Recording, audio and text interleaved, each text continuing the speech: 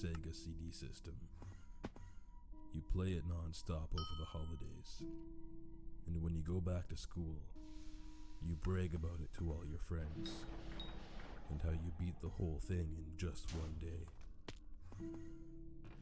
But then they tell you about a secret hidden within the game that can only be accessed after midnight.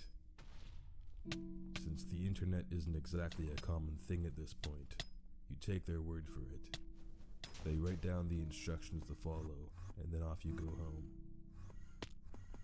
Later that night, you boot up Sonic in your Sega CD and wait for the title screen to arrive. You look down at the paper your friends provided to you and enter in the code: down, down, down, left, right, A. To your amusement, the main screen changes to a never-before-seen sound test. Intrigued, you look back down at the paper and look at the numbers you were advised to input. You put them as follows: 46, 12, and 25.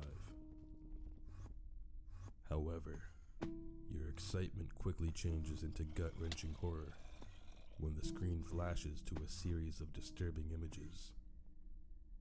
What lies before you is a repeating pattern of a deformed-looking Sonic standing behind Japanese text, all while unsettling music plays in the background.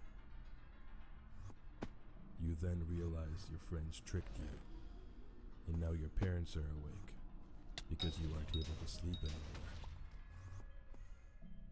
This is the story that happened to countless children after the release of Sonic CD. That creepy hidden message frightened many during its years, and everyone who has come across it always questioned why it was ever in the game. But with the modern power of the internet, we are now able to dig out the facts on what it means and why it's there. To start off, I would like to clear out some misconceptions about this Easter egg. First of all, the Japanese text on the screen has always been misunderstood. Many writers, bloggers, and YouTubers have stated that the text translates into "Fun is Infinite, Sega Enterprises, signed, Majin," otherwise known as the Devil. Although this is slightly true, it doesn't quite grasp the actual meaning of this message. An article from the website Legends of Localization explain how although Majin can mean a powerful cosmic being, it doesn't quite convey that in the message we see in Sonic CD.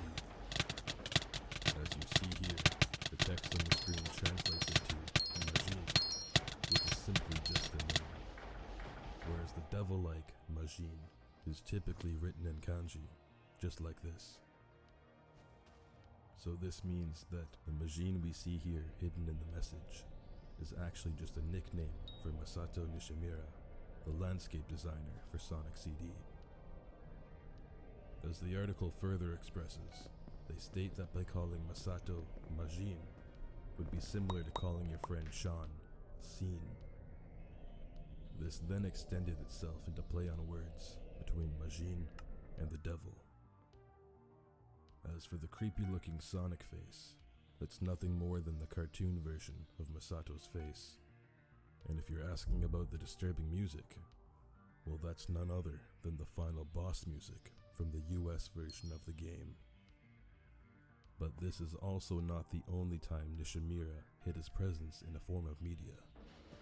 In the late 1999 video game, Shenmue, Majin can once again be found on the face of